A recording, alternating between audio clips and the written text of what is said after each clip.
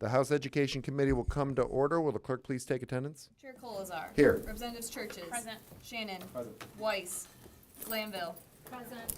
Conlon. Present. Edwards. Wagella. Here. Song. Green. Here. Markkinen. Here. Paquette. Here. Wenzel. Johnson. Here. Mr. Chair, you have a quorum. Thank you. Vice Chair Churches moves to approve the minutes of the June 4th meeting without objection, so ordered. We are continuing testimony today on Senate Bills 567 and 568. Much like last week, I am asking, well, actually, presenters, I'm only giving you 5 minutes because 5 minutes each because we have a full boat of people wishing to testify, which means if you can be less than 5 minutes, that is very much appreciated. I would like to try to get to everybody. No promises, as we do have a hard stop at 10:20. So with that, we are going to get rolling on it right away. And our first people that we have up, I would ask that you come up together. That way the transitions can be faster as well. We have, and if I pronounce your name wrong, I apologize. I have Henri Hagland and his mother, Kathleen, Caroline Kaganoff. Did I get it right? How do you say it? Well, I appreciate it. And then Dion Butler. And Dion, you turned behind like you had somebody behind you. So I don't know if anyone else was coming up. We can just we'll fill the table. All right. Well, so with that, Henri, we are going to start with you whenever you're ready. Hello, my name is Henri Hagland. I'm in 9th grade and I have dyslexia. I'm here to ask you to support these bills to help students who have dyslexia and have a hard time learning to read. When I was younger, I never wanted to read or write. Actually, I wanted to read and write because I liked school, but I just couldn't. In 3rd grade, the teachers wanted us to read out loud, and I was afraid I would make mistakes or take too long. They didn't give me good reading strategies to sound out words. They said, go back and slide through the word, which didn't really help. Because I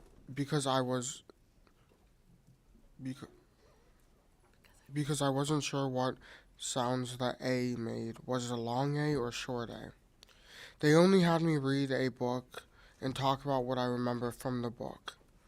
But it was hard to remember since I couldn't read all the words in the book. Teachers didn't spend a lot of time on writing and spelling. I only remember learning the Magic-E rule. I wasn't able to read long words. While I was in elementary school, I sometimes felt out of place, almost as if I didn't belong in class. I always wondered what it would be like if I didn't have dyslexia, or if I could read just as well as my peers around me. I would say negative things to myself, such as, oh, I'm so stupid, and why can't I read like everyone else? I used to avoid reading and writing by asking for bathroom breaks and trying to visit other teachers. At the end of 5th grade, I was not at grade level in reading and writing. They wanted to stop giving me extra help and wanted me to use technology tools to help me read and write, but not help me truly be independent. Thankfully, my parents did not give up on me. I was given a wonderful tutor outside of school who had opened so many paths to success and taught me the right way to read, write, and spell. She taught me letter patterns, and with learning these new ways to decipher and decode words I never knew.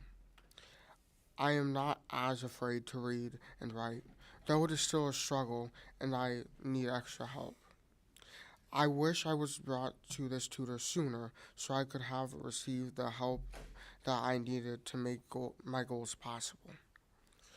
If I had been given this help earlier, when I was younger, I think many things would be easier because the struggle continues every day at school. Please pass these bills so schools will identify students with decoding problems when they are younger, so they can get the proper help that they need.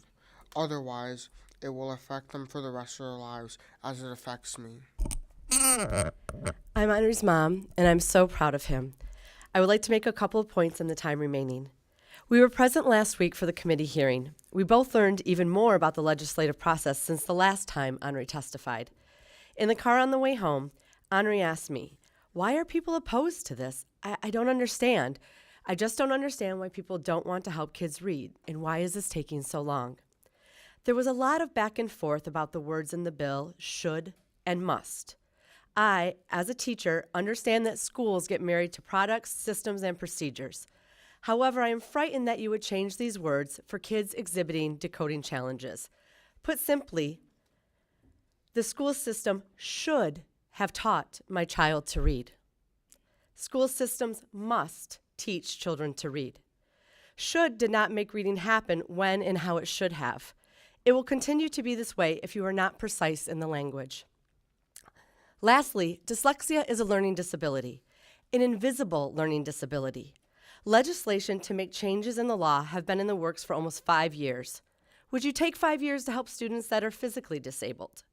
I ask you to look deep inside and try to imagine your life differently with reading difficulties and the many aspects of your life that it affects. Reading text, grocery shopping, traffic signs, learning a second language as a state mandate.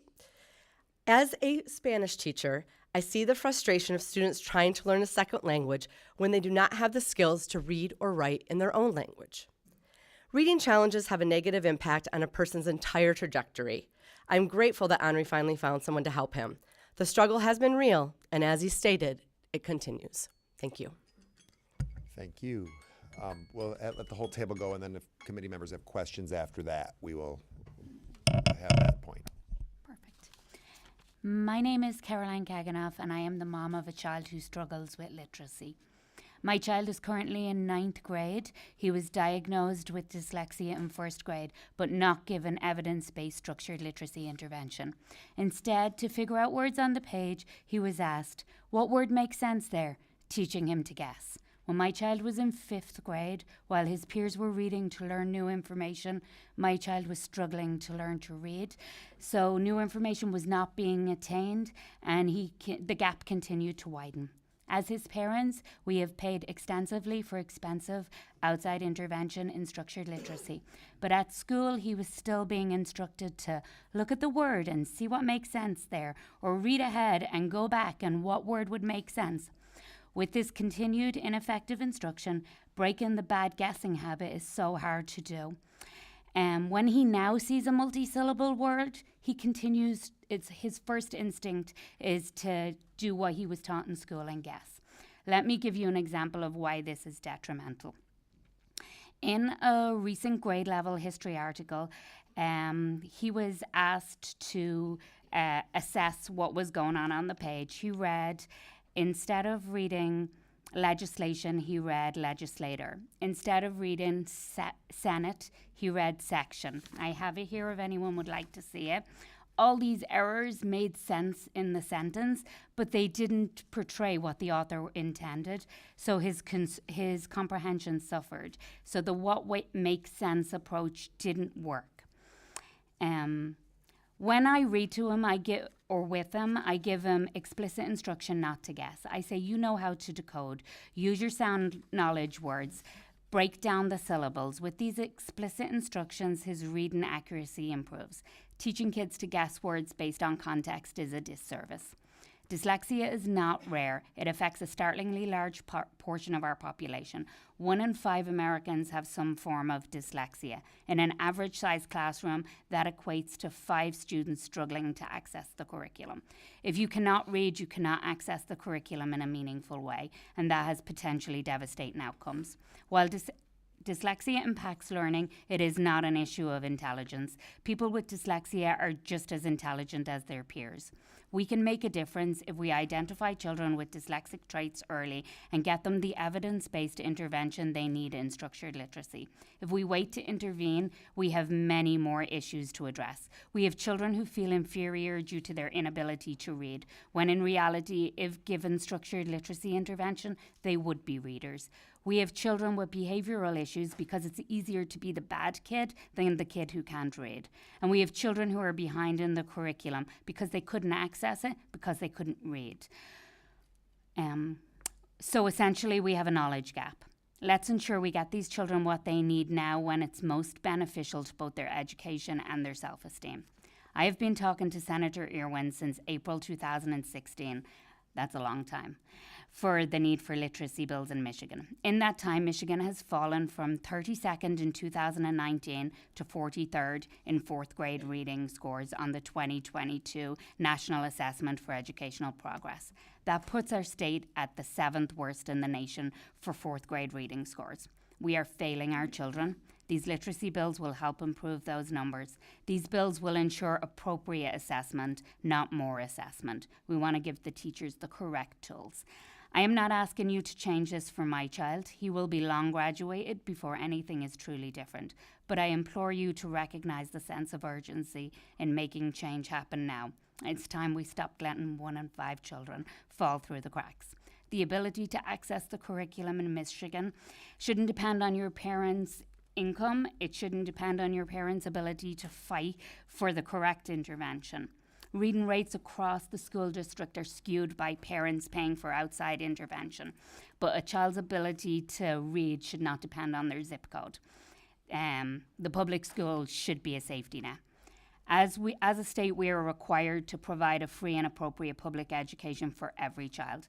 We need to ensure that every child can read at a proficient level. Let's give these children a chance to show their true potential. Thank you to this Education Committee for taking my concerns and working towards improving literacy in our state. Let me tell you about this little black boy that did everything he could to get his family out the ghetto. This little black boy went to school every single day. Not because he wanted to, because he had to. This little black boy knew he wasn't smart like his classmates because he couldn't read or spell. This little black boy was a brave soul. Even though he knew he couldn't read every day in class, he would still try. His classmates, his friends laughed at him, calling him dumb and stupid. He never gave up because his grandma wouldn't let him. This little black boy dreamed of going to the NFL so he can get his family out the ghetto. He played 1 year of football, and a bunch of college coaches started offering him scholarships. He learned that he needed to go to college in order to go to the NFL. So he threw his NFL dreams away and turned to the streets. His grandma found out, and that's when his grandma found out that he was trying to be this street thug, and she knocked some sense into his head. This little black boy graduated from high school reading at a 4th grade level. He went to Central Michigan University. This little black boy is now a young man. This young man thought that he could use the same strategy that he used in high school and college by going to class every day, participating in class, and turning in his schoolwork, no matter if it was right or wrong. That's when he experienced one of the worst times in his college career. The professor told this young man in front of the whole auditorium that he wasn't going to graduate from college or pass his class. That's when he called his grandma. His grandma told him to ask for help. So the next day, he went into the disability office and received the help he needed. On the football field, this young man tried studying the playbook, but he was getting headaches. He couldn't understand what was going on in his brain. He couldn't read the concepts or go in the right direction. He struggled with the playbook all the way until his senior year in college. This young man graduated from college, reading at a 4th grade level. He persevered through all the pain and the struggle, and he made it all the way to his dreams and goals. He signed a contract with the Detroit Lions. That's when he learned the Detroit Lions playbook was much harder than the college playbook. This young man was doing everything he could to fight for a spot on the roster. The Detroit Lions kept releasing him and signing him back to the team. The Detroit Lions thought maybe he would finally open the playbook, but that wasn't the problem. The problem was he couldn't read. During that time, his grandma passed away and his mother. This young man got a call from his agent, and his agent said, "There's a few NFL teams still wanting you to try out." This young man realized that no matter what team he went to, there was still going to be a playbook. There was still going to be some reading. So he walked away from football. During the pandemic, his wife told him that she was pregnant with their first child. That's when he made up his mind to take control of his reading problem. He started working with his tutor, and his tutor introduced to him into the Orton-Gillingham method. For 3 years straight, he's been training hard to learn how to read. Now he know how to decode words. His big accomplishment came true, to read to his daughter. My name is Dion Butler, and I am that little black boy that struggled to read and write all my life. Thank you. Thank you, and thank you to everybody here for sharing your stories. Do members of the committee have any questions? Representative Edwards. Not necessarily a question, but from one little black girl to a little black boy, I thank you for sharing your story. And to the other young man next to you, thank you both for sharing it and advocating for other people who look like us. I appreciate that. Thank you. Other members, questions? Okay. Thank you so much, everybody, for coming in your testimony. And thank you also, Henri, for coming back in the second week and missing more school. Oh, makes me feel better already. Okay, next up we have Greg Nyen, who will be, he is representing Marquette Alger Risa. He will be testifying virtually, and he wishes to speak opposing the bill. Good morning, Chair Colazar and esteemed committee members. My name is Dr. Gregory Nean, and I'm here to express my concerns about the proposed dyslexia support and reading intervention legislation in its current form. As a school psychologist and special education director with extensive experience, I understand the challenges faced by educators and the need for effective support for students with dyslexia. I am also acutely aware of the sensitivity required when delivering difficult diagnoses to parents and guardians. While the intentions behind this bill are commendable and on point, it is crucial to recognize the potential adverse effects on teachers, the increased likelihood of litigation due to noncompliance, and most of all, its structural faults. One major concern is the undue stress on teachers, especially special education teachers. The proposed bill's requirements for specific assessments and interventions without providing necessary support will only add to their burden. This increased accountability can lead to stress, burnout, and job dissatisfaction among educators at a time when more teachers are leaving the profession than entering. Per MDE guidance from February 22, a district's obligation to refer a student for an initial special education evaluation is triggered when there is, quote, reason to suspect or believe, end quote, that the student may have a disability and needs special education services. Potential red flags include academic concerns such as a history of academic issues and/or poor progress on standardized tests. While the bill aims to, quote, support all students, end quote, it is likely to trigger our child find requirement for some students, making special education an essential part of this discussion. Additionally, the proposed legislation is overdependent on a functional multi-tiered system of support, or MTSS, a framework that is currently optional in the special education identification process. Consequently, many districts do not have a truly functional MTSS framework.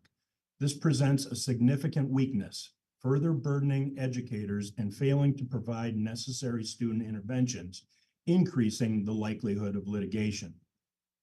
The legislation's reliance on specific assessments and interventions raises significant concerns about compliance and potential litigation. Similar laws in states like Connecticut have led to wide variations in compliance due to differences in infrastructure and funding, such as the difference between urban and rural districts in our state. Without clear guidance, educators must navigate complex requirements on their own. Furthermore, the mandated screening assessments have proven inadequate in identifying students with dyslexia and other reading difficulties accurately. This inadequacy not only fails to support students, but also opens the door to legal challenges. Schools may face lawsuits if they are perceived as failing to comply with the legislation or if the mandated tools do not yield the promised results. Instead of imposing additional requirements and accountability measures, we should focus on building the capacity of teachers and school leaders by providing ongoing collaborative professional learning opportunities that align with curricular goals and instructional priorities. School leaders must be equipped to align all elements of a school's infrastructure, ensuring coherence and effectiveness in instructional practices. High-quality universal pre-K programs for all 4-year-olds and high-risk 3-year-olds have shown promise in preventing reading difficulties, further emphasizing the importance of focusing on capacity building rather than imposing more requirements. In conclusion, while the goal of improving reading outcomes for students with dyslexia is laudable, the proposed legislation in its current form will be difficult to implement with fidelity, leaving teachers vulnerable to increased stress and school districts open to increased litigation. I urge the committee to slow down the process, consider the outcomes of those who have gone before us, and ensure we get our legislation right. Thank you for your time and consideration. Thank you. Do members of the committee have any questions? Seeing none, thank you for your testimony. Next up, ask that you all come up together. We have Dr. Audra Melton, Steve Keskis, 2 for 2, and Ben Locke.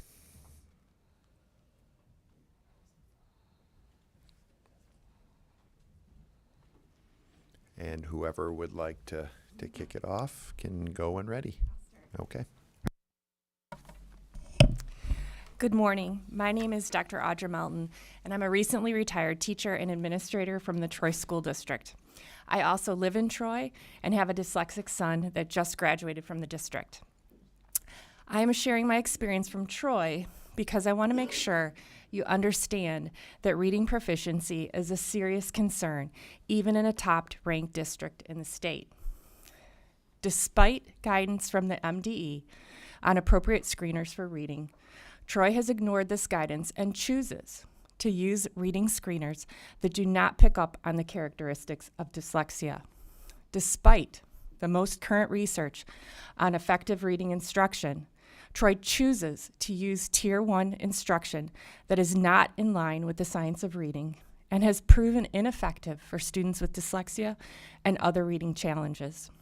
Despite research showing that interventions based in the science of reading are the most effective for struggling readers and those with dyslexia, Troy chooses to use outdated interventions that are ineffective for these students.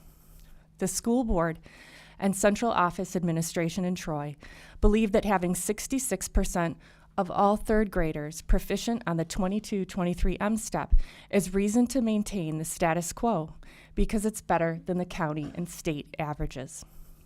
While the Troy School District Administration does not present subgroup information publicly or to their school board, the subgroup statistics I am sharing are available on myschooldata.org.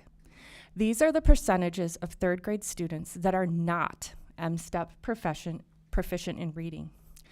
Black students, 61%. Economically disadvantaged students, 59%. English learners, 47%. And students with disabilities, 77% not proficient in Troy. For over a decade, parents have requested changes to instruction, assessments, and interventions to help their children and have consistently been told no. Parents of struggling students are sent away and forced to look outside for help. That help for my son came in the form of an Orton Gillingham reading tutoring and came at a cost of $60,000. What has been created in many cities across Michigan is a case of haves and have-nots, because districts can choose to keep using ineffective screeners, instructional practices, and interventions. Parents must pay for the instruction their children need. For parents that don't have the money, their kids continue to go down a spiral of learning loss as content reading complexity increases and their ability to engage decreases. Simply providing guidance to do the right thing has not worked. Not even in seemingly high-performing districts like Troy. We need these bills with their current language intact to ensure students are provided with the screening and instruction they need to become successful readers. Thank you.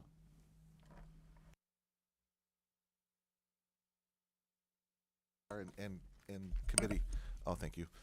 I just want to say thank you for the opportunity to share maybe a little bit of hope, because it sounds like a lot of sort of doom and gloom. My name is Dr. Stephen Keskis, and my role is the Director of Grants and Academic Innovation at the Stockbridge Community Schools. I've been working with teachers and districts to implement structured literacy programming over the past 10 years in multiple contexts, and I've seen firsthand its impact on children and adults. Over the past 25 years, I've served as a middle school and high school English teacher, building administrator, and central office administrator. And I'm here today to share my experience in solving problems with reading in schools from a district perspective.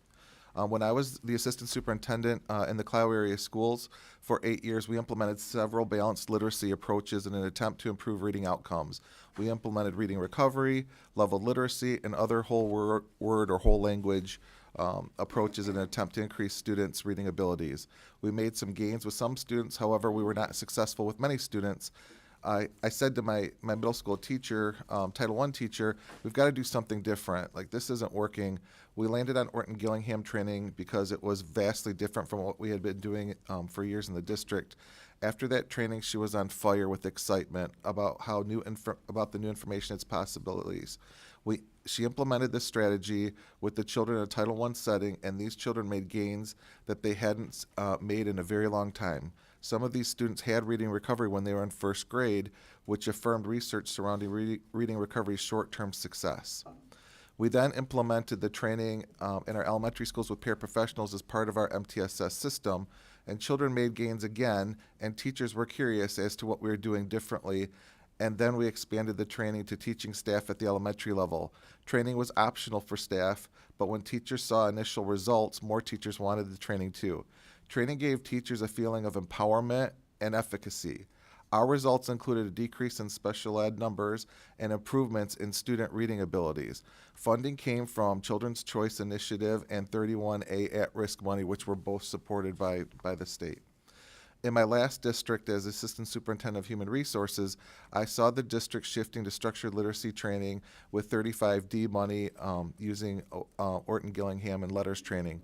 Last year was the first year of implementation, and they were seeing improvements. Theirs isn't my story to tell, but they have recently presented their results to Ingham County coaches, and what was shared was more than impressive, and that district has an extremely high number of English learners.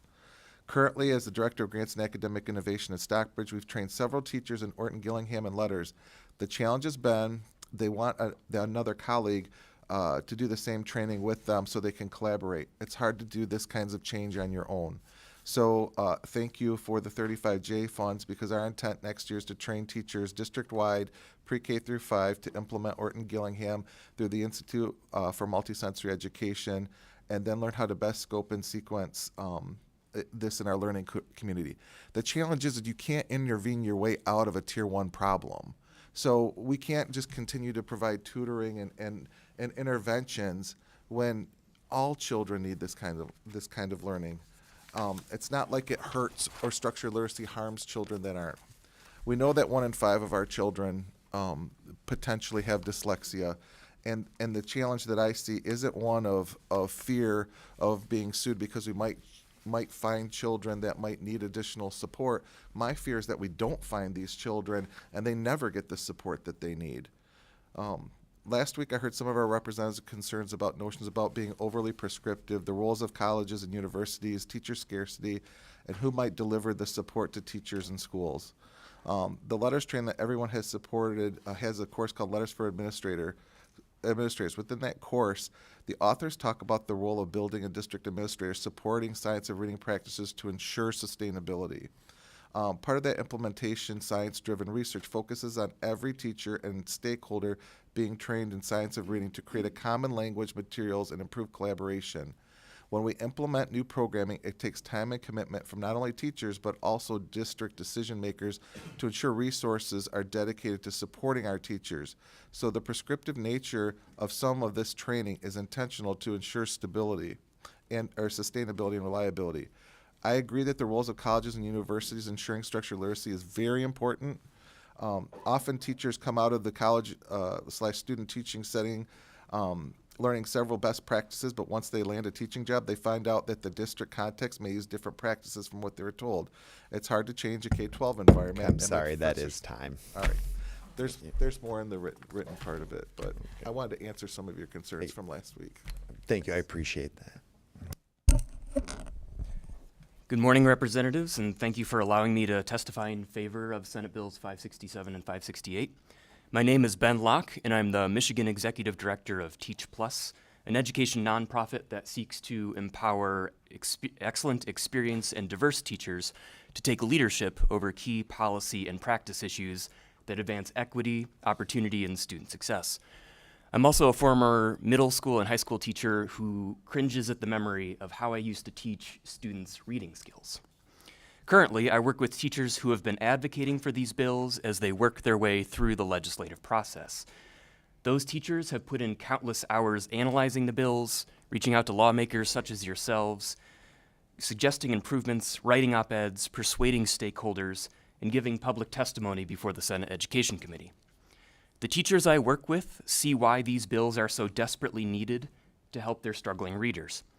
Shannon, a third grade Spanish immersion teacher, felt heartbroken for her student Jared, who is still reading at a kindergarten level when he reached her third grade class. It wasn't until Shannon received letters training, the type of training that more teachers will receive through these bills, that she understood how a child learns to read. This training came too late to help her student Jared. Alyssa, an elementary special education teacher I work with, told me about her student John, who sees the word bat, says b-at, and then says dig. John's brain is unable to connect these sounds, but without sufficient screeners or evidence-based supports in place, John wasn't getting the individualized instructions targeted at his specific needs. Or take Carrie, a fourth grade teacher who is desperate to help her student Allie. Carrie felt like Mary Poppins, elbow deep in her carpet bag, pulling out every trick, every game, every book that she could think of to help Allie learn to read. Carrie's search for the right instructional methods felt so desperate because without proper support and training, it was unclear to her which methods were most effective. Luckily, Senate Bill 567 makes clear which instructional methods are appropriate within the narrow context of teaching struggling readers to decode, and it makes clear which instructional methods are not appropriate. Section 24 of the bill provides clarity to teachers like Carrie so that she doesn't have to scramble around in her bag of tricks looking for the best instructional methods to help Allie learn to decode. Beyond the individual experiences of these three teachers from different parts of the state, data show why we must pass these bills. Michigan ranks 7th worst in the nation for fourth grade reading. Michigan's reading scores are the lowest that they've been in 30 years. According to the NCTQ report on Teacher Prep Review, Michigan's teacher preparation programs rank below the national average for the number of components its reading programs adequately address. I'm concerned that if we fail to pass these bills, students like Jared, John, and Allie won't get the help they need. I'm concerned that if we water down the language in these bills, clear guidance will become mere suggestions, which provide no incentive for the system to change. Why change if you don't have to? I'm concerned that if we wait until all schools are fully staffed to screen students for dyslexia and provide them with evidence-based supports, thousands of students will continue to slip through the cracks. But right now, my hope outweighs my concern. I'm hopeful that you will vote yes on these bills so that we can change the educational trajectory of students like Jared, John, and Allie for the better. Thank you. Thank you.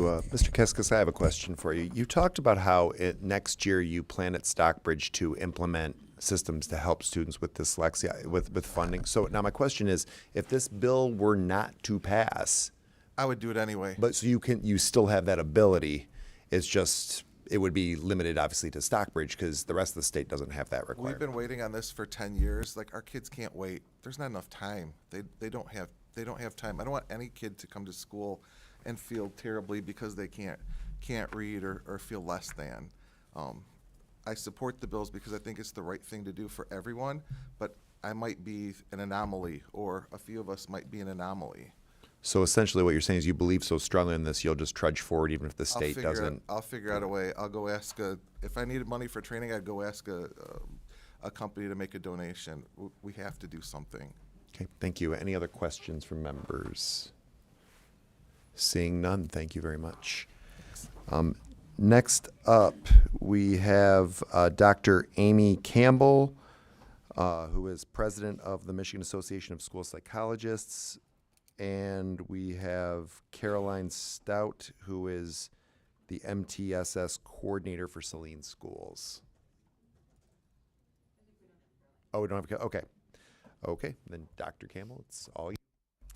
Yes, thank you for asking us to, allowing us to be here today. My name's Dr. Amy Campbell. I'm the president of the Michigan Association of School Psychologists. We support this bill. We have been in support of this bill for several years. I want to just briefly highlight some of the reasons why we feel very strongly that these bills are needed in our state.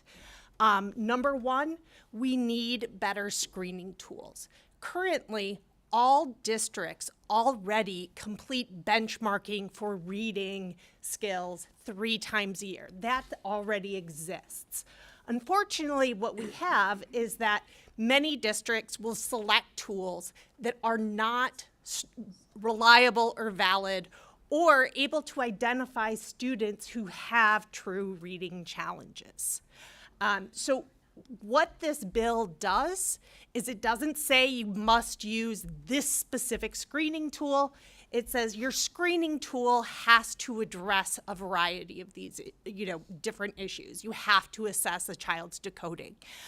There's several screening tools that are available that would meet the criteria for this particular bill.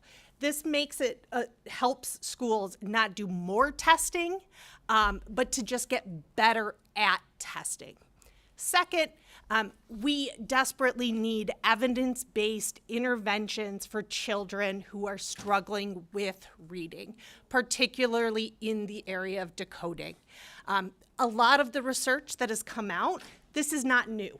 We've known about this for some time, that kids who struggle with decoding and with word identification need to be taught phonics systematically.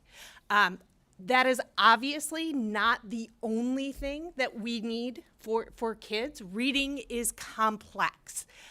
We know that there are many other components to intervention. These bills provide, although some have described them as prescriptive, there's a wide range of interventions, teaching strategies that would be allowed under this bill. It does not select a single intervention or a single approach.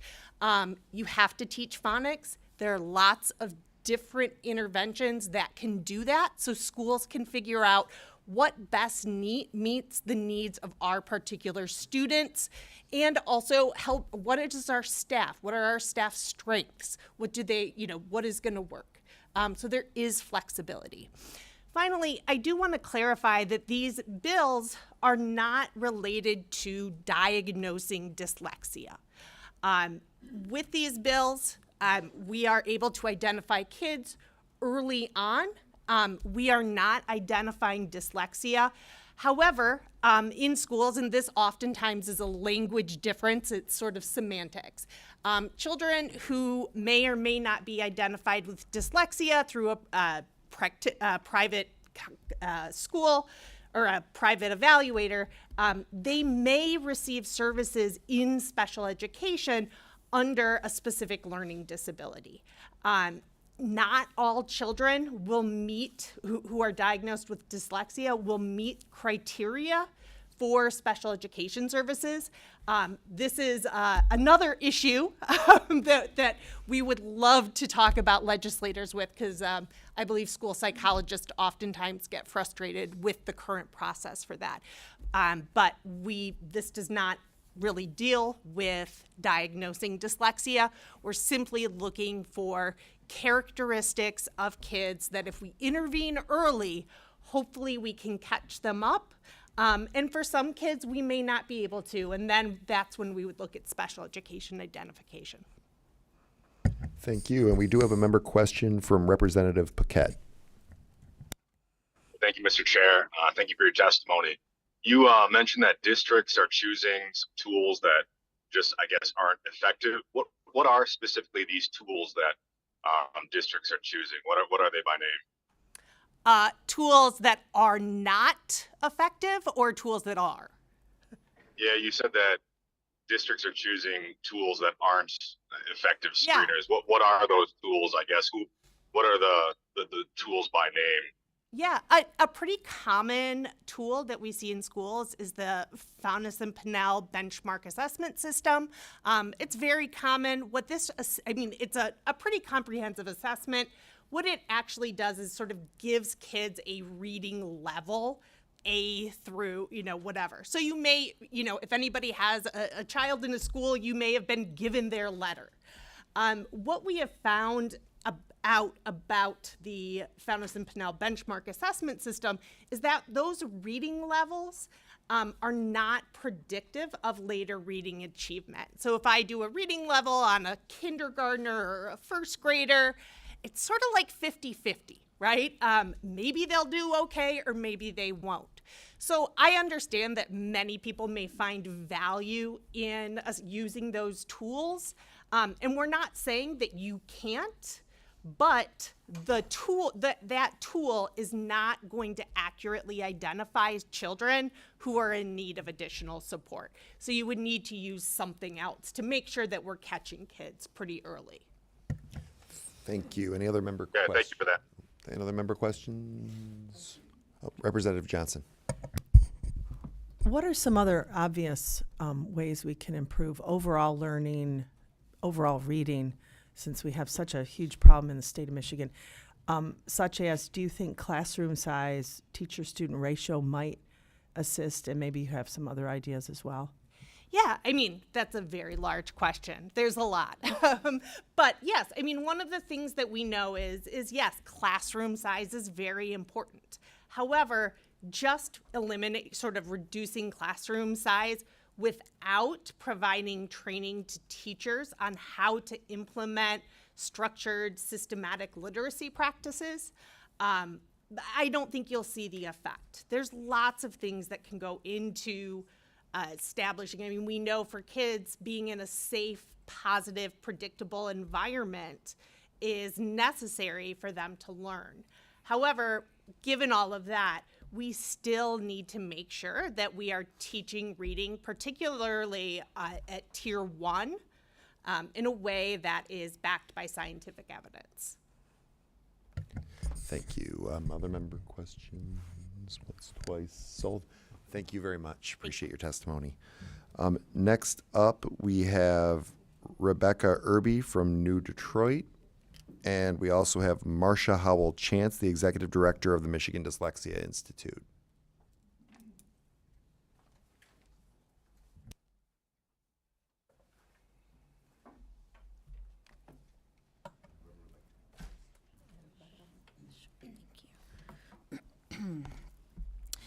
Good afternoon, chairs and members of the committee. Thank you for the time today.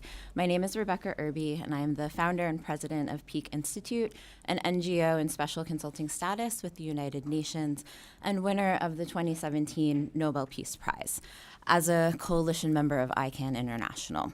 I'm also the director of transformational change at New Detroit, a racial justice organization. I'm here today to lend my voice and support to the legislation on dyslexia, Senate Bills 567 and 568. The assessment and the screening purposes in identifying pupils with dyslexia. It's critical to student success, and I'm going to share a very brief story from my own experience as to why I believe these bills are critical. Having severe dyslexia myself, I can attest to the difficulty of navigating the education system, especially when there are no accommodations in place. When I was in elementary school, which was in the 80s, there were no assessments for dyslexia. There were also very different ways that special education was administered. I'm coming from the state of New Jersey, so I moved here recently and was horrified to see that there were no testing in place for dyslexia. New Jersey is one of the top states right now, but it's had dyslexia screening in place for a number of years. And my mother was one of the parents who advocated for and pushed to make sure that dyslexia screening was in place. Because when I was in middle school, I was going to be placed in a tiered system on the special education track, which would have put me in line to graduate with a certificate of completion and not a high school diploma. Needless to say, when my mother found this out, she was outraged. She fought with the district, she began advocating, working on legislation. However, the school did not relent, and she ended up homeschooling me for middle school. This was an intensive intervention, one that most students are not able to afford or have the ability to engage in. I know that that intervention had a direct impact on my trajectory, also on what I've been able to accomplish in my life. I had the ability and the fortunate position to have this accommodation. If this was not in place, I would not be sitting here today. I'm also positive that the fight my mother fought to ensure that dyslexia screening was implemented in New Jersey has had a dramatic impact, not only on the fellow students that I grew up with, but also now seeing that New Jersey is one of the top states in reading literacy. And I implore you to vote yes on SB 567 and 568. This bill does not only support students, but it also supports teachers and districts in providing the resources necessary. As we've heard from a number of the other administrators here, it is critical to have these tests in place, and not just having them in place, but having the support necessary to implement and to get the training necessary in order to see this move forward. I thank you for your time and consideration.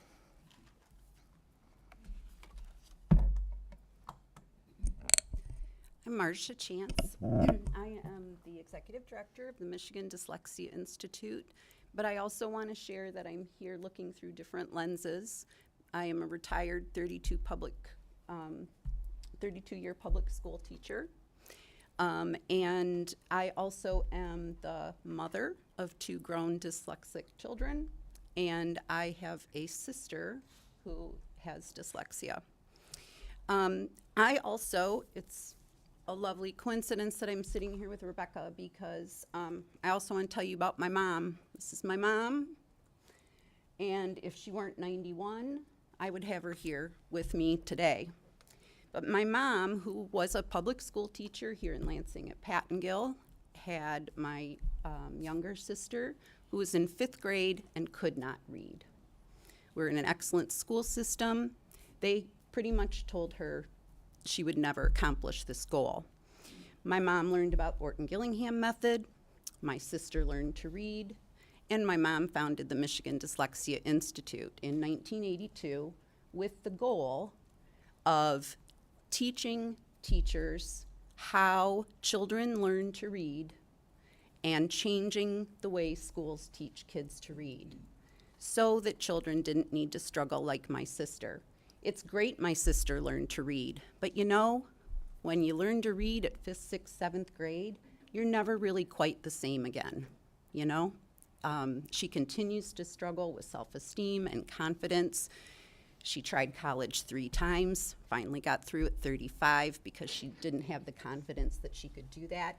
And the longer that we wait for these changes to be made, the more citizens of Michigan you're gonna have who are in that kind of boat. She is a very bright, intelligent woman, and she could contribute so much more had she not started life off with these negative experiences.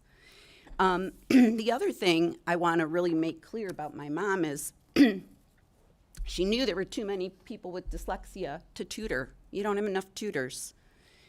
And the change has to happen in the schools. I've seen very little change in my 32 years in public education about dyslexia, with maybe one. When I started teaching, they didn't even acknowledge dyslexia exists. So I think we're at least to a place where people are saying it exists. But there have been several times over the 42 years since Michigan Dyslexia Institute started advocating for dyslexia that legislation has been in front of the state government, and it has never passed. So it has always been left to the school districts to make the decision to make these changes, and they have not. Mr. Keskis talked about he's going to do it no matter what. You know why? Because he knows about dyslexia. He's one of the few administrators who is knowledgeable about this topic. When you hear questions from the naysayers about this legislation, I would have the first question to them be, what do you know about dyslexia? Have you been trained in Orton-Gillingham? Has your school ever attempted to use it in a systematic way, not just train one teacher here, two teachers there? We have trained through the Institute over 1,250 teachers in the last 4 years through line item 35D. It's the only money you've had at all on dyslexia in the budget, and it's currently not there. So I can say that people who are worried you're not going to fund it, that could still be a problem. So I hope you look at putting that 35D money in so we can continue to train teachers. We have not had one teacher say anything in all our written feedback except this has changed our lives. This has changed our ability. We get it now. We get what to do to go into our class, make a difference, and change the way they're teaching.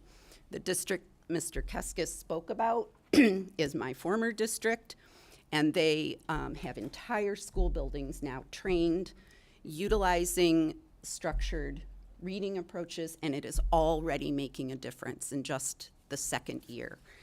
There were a few things last week that were mentioned I want to quickly address. This concept that research is going to change, I believe that is a falsehood. The research in science of reading started in 1930s. In 1997 through 2000, National Reading Panel, you've probably all heard about. I'm sorry, Ms. Chance, that is 5 minutes. Okay. Do members have any questions for our group? Seeing no questions, thank you very much. Next up, we have a 6th grader, Mateo Lopez.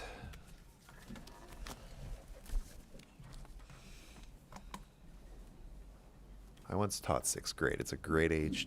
Good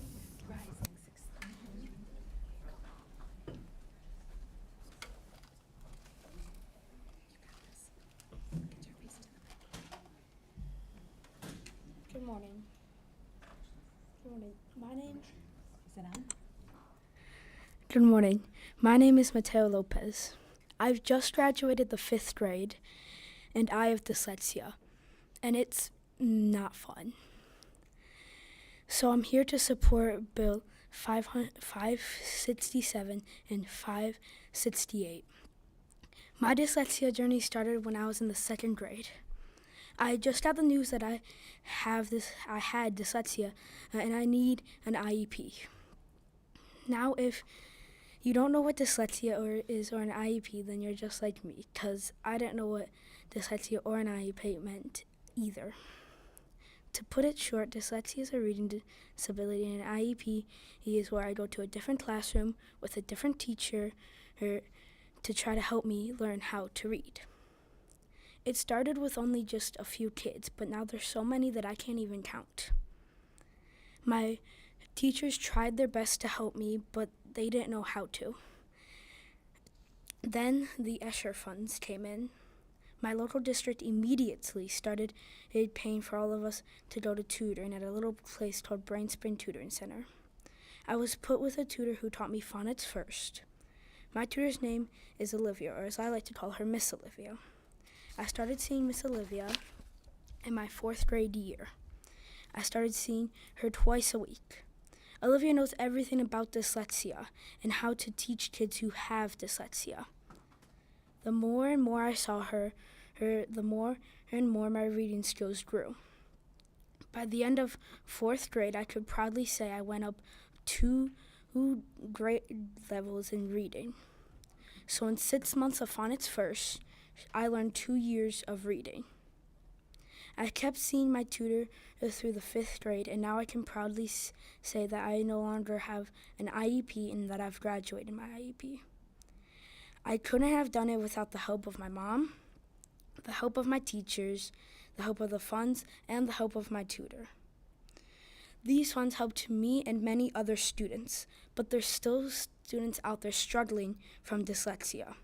My hope is that every kid who has dyslexia can get help in their classroom every day. Thank you. Thank you, Mateo. Any questions for Mateo? Very nice job. Thank you. Okay, also, I just want to remind people who are coming up to testify as well that if you do get the 5-minute limit, you still want to submit your testimony in writing. We can still make sure that is on the record for you as well. Next up, we have Regina Kolarczyk. Did I say that right? I was not going to testify. Oh, sorry. It said wishing to speak. So you're good? Okay. I'm just here to support Okay. Will you support the bill? We have that on the record. Next, we have a not wishing to speak supporting the bill. Julie Stalker she's a Rochester dyslexia parent advocate. I might as well just read these all in right now. Not wishing to speak supporting the bill. Jeff Cobb, Michigan Partnership for Equity and Opportunity. Okay, back to the wishing to speaks. We have from the Michigan Department of Education, Dr. Sue Carnell, Dr. Jen Saylor, and Dr. Kim St. Martin. They spoke last week. Okay, I think we're good. Oh. Okay. Do we have absent? Do we have absent members? Okay. Seeing no absent members. Okay. There being no further business before the committee will stand adjourned. Oh, did you have? I don't have a card. All right, you can come on. We have time.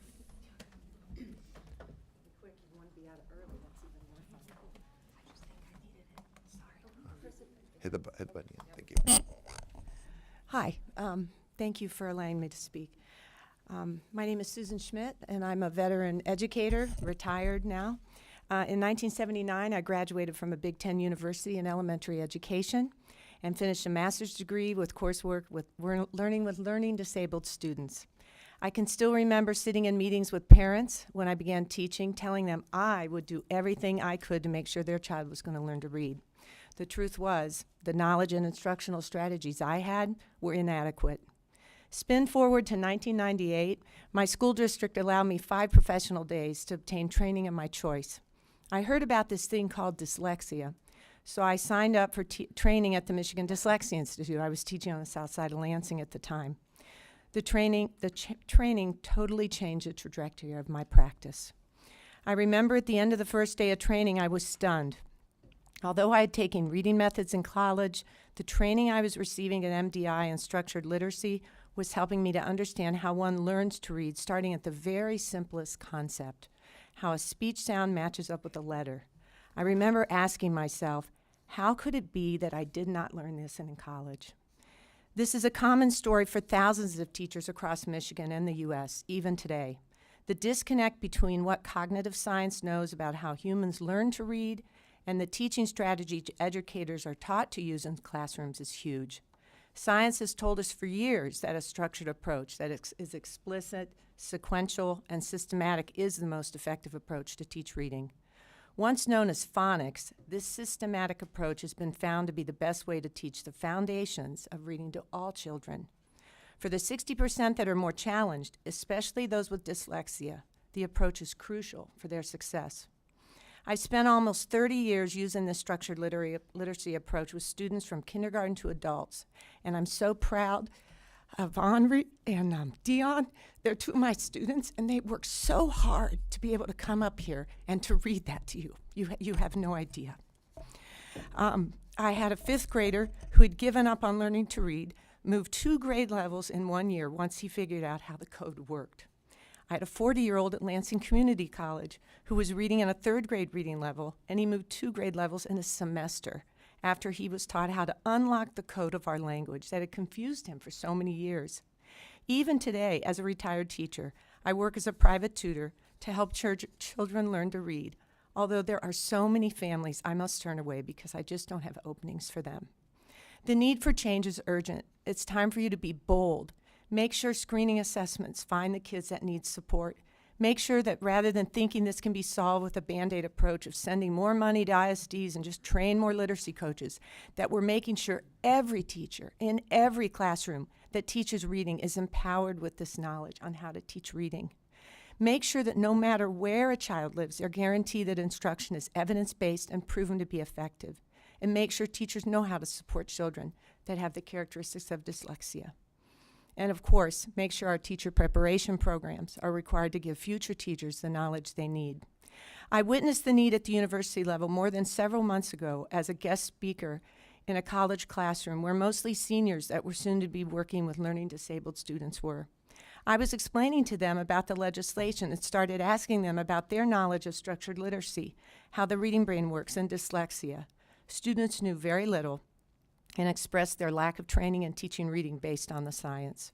One student, a sophomore, did raise her hand and said she had taken a class where she learned about dyslexia, and we briefly discussed all she had learned.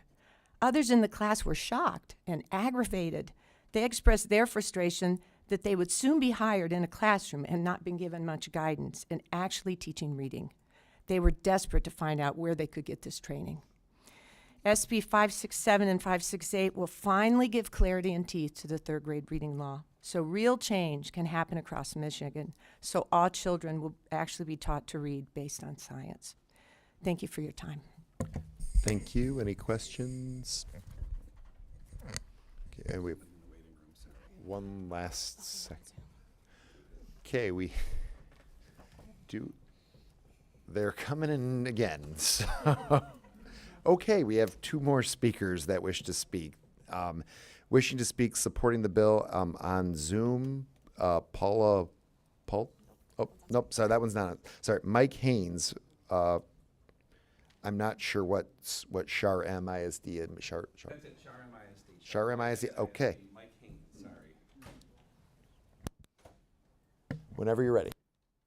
Chair Colzar and members of the committee, I want to thank you for the opportunity to testify today. My name is Mike Haynes, and I'm the Director of Instructional Services at the Charlevoix-Emmett Intermediate School District. For context, I've been an educator for 30 years. I've been a teacher, principal, pre-K through 12 superintendent, and spent 10 years leading an educational service agency in Wisconsin. My comments today are driven by my desire to address learning barriers from a systems lens in a way that is empowering, calls in all stakeholders, acknowledges that every school and community is unique, and recognizes that a one-size-fits-all approach is seldom works. It's important to me, my colleagues, and the stakeholders that I represent that you know we are all committed to ensuring that every child in our state receives the support they need to succeed in school and in life. And to be clear, while I am opposed to the restrictive language in this bill, I fully support its intent. Being able to read is crucial in order to participate fully in society. It opens doors, fosters a sense of confidence, independence, and belonging. But for those who struggle with reading, the barriers to success can seem insurmountable, leading to frustration, low self-esteem, and limited opportunities. I recognize the dedication behind and effort behind this bill, and I'm here to share ways it might be refined in order to achieve the intended outcomes. I think you'll find from my comments that I'm committed to supporting policy that calls everyone in because of a clear why and is written in a way that is empowering for those who are charged with its implementation. So first, I would ask that you remove any question as to who district-identified coaches are. Instead, I ask that district-identified literacy coach be replaced with reading specialist or interventionist or silent and allow each LEA to determine who will carry out the work prescribed. Second, I would ask that you remove the requirement to screen students 3 times a year and replace it with language that provides each LEA the latitude to implement strategies that best fit their unique needs and circumstances. We already have a law, Read by Grade 3, that requires diagnostic assessments 3 times a year. Now, I know there's been some discussion that the dyslexia screener will simply replace the existing assessments. However, layering another highly prescriptive law on top of existing laws that are intended to ensure that all students can read is a duplication of efforts and will cause unnecessary confusion as schools expend energy navigating multiple laws versus solving the problem. We've also not seen any research suggesting that prescribing a specific number of screenings is effective. In fact, there is research that suggests excessive screening for dyslexia can lead to high rates of false positives and false negatives, causing misidentification and unnecessary allocation of resources. Now, these two recommendations are irrelevant if you would consider my third recommendation. There is a need at times for states to establish baseline standards to ensure that all students, regardless of their location, have equitable learning environments. However, there is also a line between mandates that are positive for everyone versus those that disrupt systems that are already in place and already accomplishing the same objective. This bill is explicit on how schools will address reading deficiencies, yet it is silent regarding what the actual outcomes will be. As a result, as previous testimonies have asserted, questions have been raised about whether implementing the requirements in the bill will have the intended impact, or if they will divert attention and resources from solving the real problem. There's actually a body of research that suggests the negative effects of overly prescriptive regulations. So instead of telling an industry how to solve a problem, lawmakers should define the outcome and allow industries to devise their own solution. Our pre-K education system, which is filled with highly trained experts on the science of learning, is no different than other industries in which determining how to solve a problem is more effective when it's left in the hands of the people closest to it. So as a result, I ask that you empower schools to create solutions and systems to meet their unique needs. I would ask that you be explicit about the outcomes and task LEAs and ISDs to determine how to accomplish those objectives. I've not heard anyone oppose identifying and supporting students who are not reading proficiently. If this committee is willing, I, as well as other colleagues and experts across the state, would be eager to help draft an outcomes-based bill that captures the same intended impact, demonstrates the legislature's commitment to this issue, and is embraced by the people who will be charged with its implementation. So rather than continue to debate, which chips away at our credibility to work together on behalf of students, we have an opportunity to demonstrate that we are all unified in our commitment to ensure that no Michigander is opportunity limited because they cannot read. Thank you for allowing me to speak. Okay, thank you. Any members have questions? Representative Wagella. Hi, thank you for your testimony today. As we've heard testimony, we've heard that superintendents are opposed to these bills, is my understanding. I've heard that the school boards are opposed to these bills. Can you talk a little bit about the importance of having buy-in from, the people who run our education system on legislation that we pass through these chambers? Well, like many of the folks that you've heard from, they like I know schools. We know how schools work. We know how resources are allocated. And we know that inspiring people to accomplish a task is far more effective than issuing mandates. So from that perspective, I would suggest that this would be more effective if the bill was based on outcomes and districts had some latitude to determine how to reach that. Hold us accountable. Tell us what you want to see at the end of the day, and then make sure schools are accountable to that, but allow us to choose the strategies that best fit our local context. That's what I think most of the other folks that you've heard from, especially school administrators, are coming from. Okay, any other questions? Representative Churches. That just made me think, I just wonder, to hold schools accountable, which is important, if this was, how do I say this? Why wouldn't schools already be doing and meeting the needs of this population of students? I would say a lot of schools are. If you're saying we don't need this, then, the bill is here because we're trying to meet the needs of this certain population. And you're saying we don't need it because schools can do it, but why aren't schools already doing it? I would say that the steps that are prescribed in this bill are so prescriptive, and as you've heard before, there are a number of reasons why some folks believe it would not be effective. So rather than that, I would suggest that you give us the opportunity to come together to allow ISDs, LEAs, to MDE to work together to create a bill that we all believe can be implemented with fidelity. I'm not sure if that quite answered your question, but perhaps restate that. Thank you. Okay, any other questions? All right, keep in mind, there have been changes to the bill too. I do believe that saying that you only have to be trained in one method is no longer accurate, is my understanding of the bill. So I do believe that to be an accurate statement that I did want to clarify as well. All right, we have our final testifier coming up. It is Paula Poulter, a retired, did I say that right? Wonderful. Paula Poulter, a retired teacher representing the Michigan Dyslexia Institute. Hello, everyone, and thank you for this opportunity to speak. I didn't know if I would even have the nerve to turn in a card, but I am coming to you on a heartfelt, emotional basis, not citing the bill. To be honest, I don't know everything that's in the bill. I haven't read the entire bill, but I do want to give you a little background and come from the teacher perspective. I got my degree in learning disabilities and elementary education in 1981 from Oral Roberts University in Tulsa, Oklahoma. From there, I got a job teaching in a private Christian school in Oklahoma City for 11 years. The curriculum there was highly phonetic. I was a new teacher. I didn't know what else to do. It even told you, and I am not joking, when to give your kids a restroom break, okay? That's how it was. It was a Becca out of Florida. I taught second grade there and pre-kindergarten. While I was there in 1984, I also had the opportunity to take a class called Alphabetic Phonics, which is Orton Gillingham based. It was written by Ailette Cox out of the Texas Scottish Rite Hospital. Ailette Cox was actually my instructor. It was a 4-week, 120-hour course that I took in the summer of 1984. I went back to school that year. I had a student that I tutored, but I still had this very prescriptive phonetic program that I was following, so there were things about what I learned that I tried to incorporate into my classroom. But remember, I was a new teacher, and I'm just like, this is what I'm supposed to do, and so this is what I did.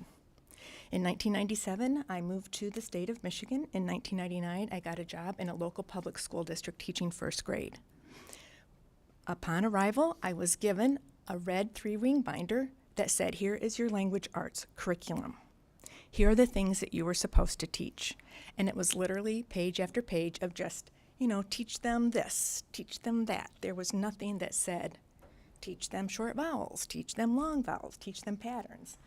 I was lost, as well as the other 3 teachers that I was teaching first grade with.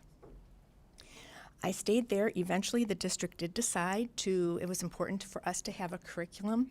So we had, in my time at this district, for 20 years, we did have 2 literacy curriculums. But I was still frustrated with them, one of which I was on the committee to choose, because it really didn't tell us how to teach reading.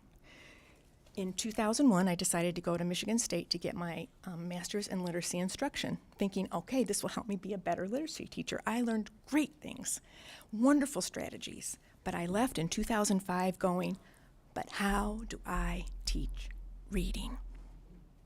I still didn't know.